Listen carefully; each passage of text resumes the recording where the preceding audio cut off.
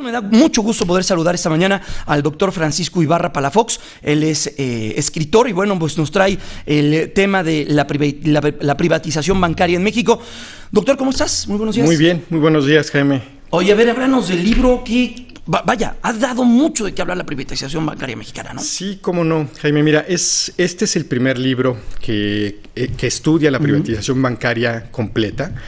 No teníamos en la academia ni en la, digamos, en los estudios económicos, jurídicos y políticos un libro de este tamaño.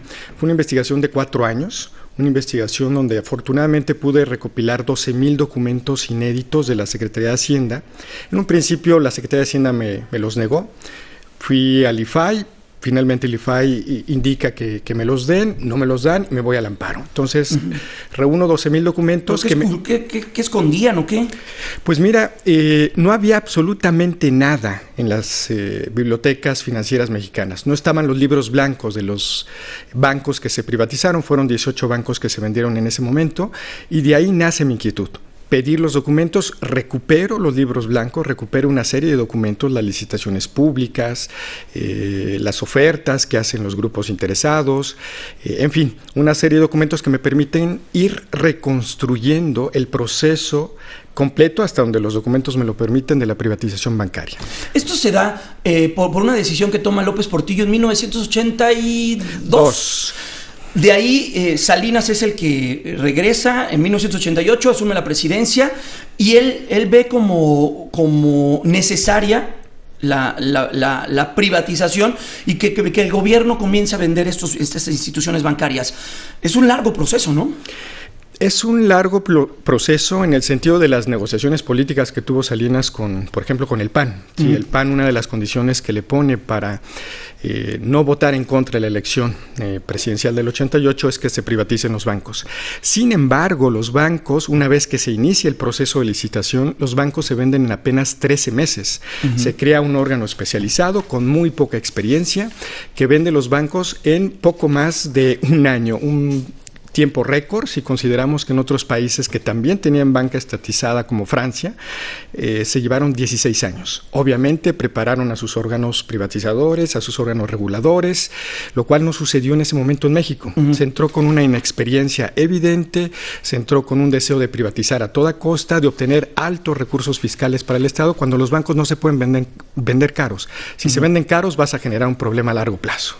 Claro. Oye, ¿y qué es lo que encontraste? Porque, vaya, ahorita estamos inmersos en un tema energético, me salta la reforma energética. ¿Hay similitudes en lo que tú encontraste y en los riesgos que se puede ver en una privatización? Que la privatización, vaya, al final del día generó competencia.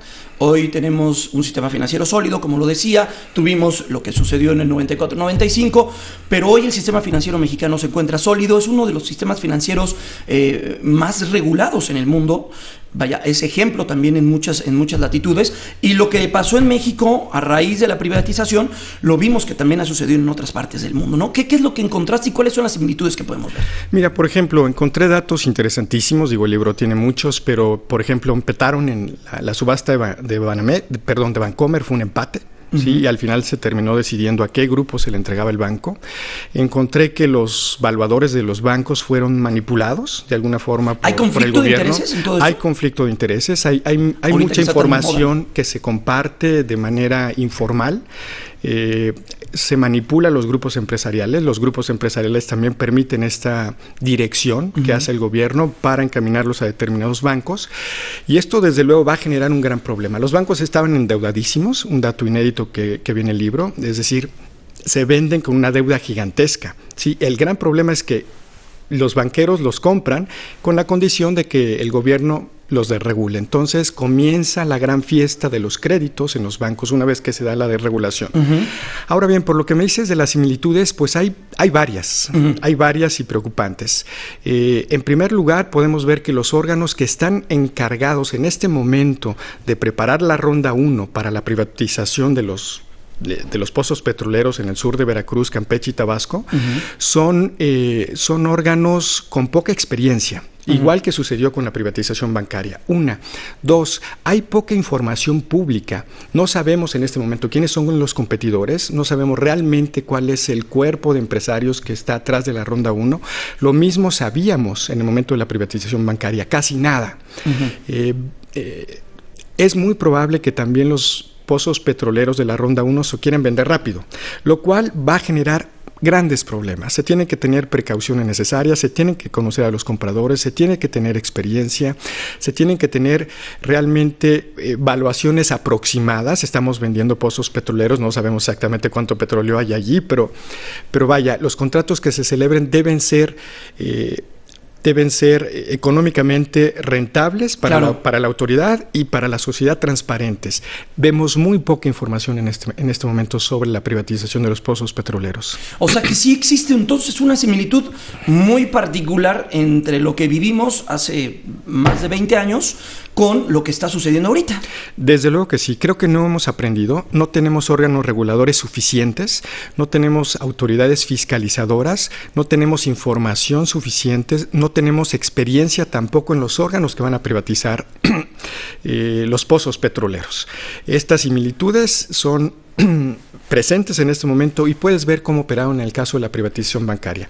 Algo interesantísimo, esta fue la primera privatización, la privatización más grande que tuvimos, hasta la que viene ahora. Esta de los pozos petroleros de la ronda 1 y lo que siga será la más grande de las privatizaciones. Antes era la bancaria y ahora será la petrolera.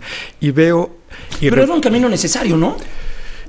Desde luego era necesario. Tanto las dos vertientes, ¿no? La privatización bancaria, como lo comentábamos, para generar condiciones de mercado mejores para ti, para mí, tener acceso a estos portafolios que tienen los bancos. Y en el ámbito energético, pues México se estaba rezagando 70 años sin movernos de las líneas que marcaba nuestra antigua ley energética. Pues lo teníamos que hacer, desgraciadamente lo hacemos, y ahorita con precios del petróleo bajo, pues mal momento, ¿no? Jaime, desde luego las privatizaciones pueden ser positivas siempre y cuando estén reguladas, siempre y cuando haya transparencia, siempre y cuando haya agentes económicos y empresarios que se manejen con total apertura y transparencia. El problema es que si las privatizaciones no tienen estas condiciones, no podemos esperar un éxito en ellas. Estoy completamente de acuerdo que los bancos tenían que privatizarse, pero no de la manera en la que fueron privatizados. Ese es el punto. No es un tema sobre si los bancos debían o no privatizarse. Desde luego debíamos tener una banca privada, sino el cómo, sino qué reglas, qué medios de transparencia. Y lo mismo veo en este momento en el sector energético. Indiscutiblemente teníamos que abrir el sector a la inversión privada, pero antes tenemos que preparar a los órganos reguladores, debemos adquirir experiencia, debemos ir despacio, debemos conocer a los empresarios. Y dos puntos muy importantes. Debemos señalar las reglas fiscales, ¿sí?, que inevitablemente cualquier estado debe tener. Y dos, los mecanismos de protección al medio ambiente. Y si uno examina el tema, yo no veo por ninguna parte que se discutan los impuestos que van a pagar, ¿sí?, y los mecanismos para proteger el medio ambiente. Oye, pues, Francisco Ibarra, ¿quién distribuye, quién edita el libro? El libro es una coedición de Siglo XXI y la UNAM, ¿sí?, ya está en las principales librerías, y me gustaría entregar aquí contigo un par de ejemplares para que pudieran ustedes ofrecerlos. Sí, me agrada mucho la idea. Oye, y esperemos que hagas muchos libros más, pero que en 20 años no volvamos a hablar contigo sobre la privatización del sector energético. Espero no escribir ese libro. Espero que no. De todo lo demás, menos ese. Claro que sí, Jaime. Doctor Francisco Ibarra Palafox, escritor del libro La privatización bancaria en México. Muchas gracias. Muchas gracias. Bueno, pues lectura obligada para que entendamos y aprendamos y no caigamos en los mismos errores. Claro que sí, Jaime. Muchas gracias.